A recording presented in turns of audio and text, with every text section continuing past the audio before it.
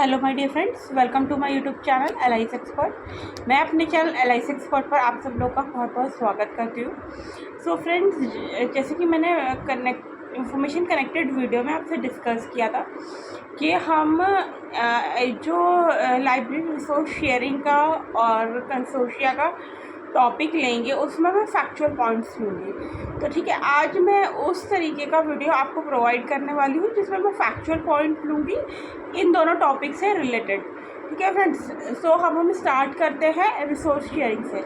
Resource sharing is nothing but A sharing of the resources with other participating library who need it. अब इसलिए क्या कह रहे हैं कि रिसोर्स शेयरिंग क्या होता है? Sharing of resources between participating library. जो लाइब्रेरी उसमें पार्टिसिपेट कर रही है, वो दो भी हो सकती हैं या दो से ज़्यादा भी हो सकती है, उनकी नीड को फुलफ़िल करने के लिए वो आपस में रिसोर्स की शेयरिंग करती हैं। ठीक है, it is a type of library collaboration where every participating library share their resources and sometimes their valuable resources within the other library। मतलब दूसरी लाइब्रेरी से भी होते हैं और हमारी लाइब्रेरी से भी होते हैं। तो मेन इसमें पॉइंट फैक्चुअल ये है कि पार्टिसिपेटिंग लाइब्रेरी अपने रिसोर्सेज को शेयर करती हैं, ठीक है, ताकि इंफॉर्मेशन रिक्वायरमेंट फुलफ़िल हो सके। ठीक है, तो ये इसमें फैक्चुअल पॉइंट है। अब हम आगे बढ़ते हैं, गोल्स क्या क्या हैं रिसोर्स शेयरिंग के। तो गोल्स हमारे ये हैं, फैसिलिटेट करना यूज़र को कि to have a better access to library collection और सर्विसेज, ताकि उनको बेटर एक्सेस मिल सके लाइब्रेरी कलेक्शन और सर्विसेज का। रिडक्शन करना ऑल राउंड कॉस्ट में, जैसे कि हम मतलब जैसे भी हम स्टार्ट करते हैं तो हमारी ऑल राउंड कॉस्ट इसमें डिडक्ट हो जाती है। क्यों? क्योंकि पार्टिसिपेटिंग लाइब्रेरीज शेयर कर लेती है वो इंफॉर्मेशन, तो उसमें हमें कहीं बाहर से इंफॉर्मेशन गैदर करने के तो फिर उसमें फ़ी चार्ज होगी। इससे हमारा क्या है, हमारा जो है शेयरिंग बेसिस पे ही काम हो जाता है। ठीक है, exchange of library resources information to benefit user. कैसे, किस लिए? बेनिफिट करने के लिए यूज़र्स को। यहाँ पे प्रोविजन और get access to information resources of wider category of user. अब ये क्या कह रहा है? बहुत सारे लोगों की इंफॉर्मेशन रिसोर्सेज की रिक्वायरमेंट को वो फुलफ़िल करती है। Create positive impact on the library budget in terms of cost and more services at the least cost than can be undertaken individually. अगर वो अकेले करते ये काम तो उनको कॉस्ट ज़्यादा, बजट ज़्यादा बनाना पड़ता और उसकी कॉस्ट भी ज़्यादा आती। तो इसमें क्या है, कोलैबोरेटिव बेसिस पे सारी चीज़ें हो जाती है, तो बजट भी हमारा उस अकॉर्डिंग बन जाता है, जिससे हमारी कॉस्ट इफेक्ट नहीं होती। ठीक है, advocated support creative use to library information resources. मतलब एक तरीके का अच्छा क्रिएटिव सपोर्ट मिल रहा है हमारे लाइब्रेरी की इंफॉर्मेशन रिसोर्सेज को। जैसे हमारे ई बुक्स, ई जर्नल्स, इनसे बहुत ही क्रिएटिव मतलब सपोर्ट मिल जाता है। और उसमें हाँ, इस तरह क्रिएटिविटी में ले तो हम जैसे कि बेसिक सर्च भी कर सकते हैं, एडवांस सर्च भी कर सकते हैं। ठीक है, तो इस तरीके की चीज़ें भी हमें उसमें प्रोवाइड होती हैं। ठीक है, तो एक क्रिएटिव यूज़ हो गया उसका। ठीक है, अब एरिया ऑफ रिसोर्स शेयरिंग क्या है लाइब्रेरी में? पहला हमारा है इंटर लाइब्रेरी लोन, जो मैंने आपको पढ़ाया भी है। इसमें कोऑपरेटिव एक्विजिशन है, prepare and maintenance of union catalogue and union list of serial. अब यूनियन कैटलॉग क्या होता है ये मैं आपको टर्मिनोलॉजी का एक वीडियो बनाने वाली हूँ, उसमें बताऊँगी यूनियन कैटलॉग। अभी आप यही समझिए कि प्रिपरेशन होती है और मेंटेन किया जाता है यूनियन कैटलॉग को, और उनकी एक लिस्ट भी बनाई जाती है सीरियल्स के लिए, यानी जनरल्स के लिए। ठीक है, शेयरिंग कैटलॉगिंग कर लिया, शेयरिंग ऑफ बिब्लियोग्राफिकल डाटा कर लिया। ठीक है, उसके बाद हमारा आ जाता है रिक्वायरमेंट्स क्या क्या हैं रिसोर्स शेयरिंग की। तो पहली requirement, there should be communication link and system between the cooperative library. एक कम्युनिकेशन लिंक बन जाता है और सिस्टम क्रिएट हो जाता है, जो भी लाइब्रेरी कोऑपरेटिव या पार्टिसिपेटिंग वर्क में आ रही हैं उनके, ठीक है, उनके बीच में ये सब बन जाता है। और most all the library are willing to join with this resource sharing activity. सारी लाइब्रेरी को इन एक्सेस हो जाती है कि वो अपना काम कर सकें इस रिसोर्स शेयरिंग एक्टिविटी के थ्रू। ठीक है, necessary technology equipment should be need to be available in the library. अब उसके लिए कंप्यूटर भी होने चाहिए। रिसोर्स शेयरिंग जैसे भी हम करेंगे तो हम कंप्यूटर के थ्रू ही सारा डेटा मेंटेन करेंगे। तो बेसिकली उसके लिए ये कह रहा है वैसे इक्विपमेंट और लाइब्रेरी सॉफ्टवेयर, वैसी टेक्नोलॉजी हमारे पास होनी चाहिए। ठीक है, स्टैंडर्डाइज्ड लाइब्रेरी सॉफ्टवेयर हार्डवेयर वही चीज़ें हैं, databases for sharing of the library resources. उसमें लाइब्रेरी रिसोर्स को शेयर करने के लिए इस सारी चीज़ों की रिक्वायरमेंट होती है, तो वो चीज़ भी अवेलेबल होनी चाहिए। Operating policy on the type of information archive which the user can access. अब देखो ऑपरेटिंग पॉलिसीज़ में क्या क्या है, जैसे इसका एग्जांपल दे के मैं समझाती हूँ।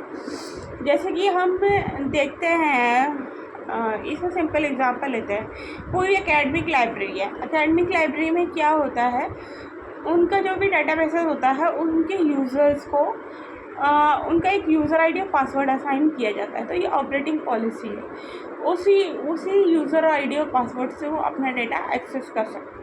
उनके अलावा वो चीज़ उनको ऑथराइजेशन दी हुई है, उसी से ही वो कर सकते हैं, उनके अलावा कोई और नहीं कर सकता। जब उनका जो है एक्सेस बनेगा तो वो ही उस डाटा को सर्च कर पाएंगे। अगर इसको हम RFID की टर्म में लें तो भी ऐसा ही होता है। ठीक है, RFID में क्या होता है, जैसे ऑटोमेटेड चेक इन और चेकआउट रहता है, वहाँ पे भी क्या रहता है, उसमें भी यही चीज़ें रहती हैं कि उन्हीं का ही जो कार्ड पे जो बारकोड बना हुआ है उसके थ्रू वो सारी चीज़ें स्कैन करता है, इंफॉर्मेशन गैदर करता है, फिर आप चेक इन चेकआउट करते हैं, उससे वो ओके हो जाता है। जब सारी चीज़ें हो जाती हैं तो ऑटोमेटिकली आपको वो इशू हो जाती है। तो इस ऑपरेटिंग पॉलिसी को ये डिफाइन करता है।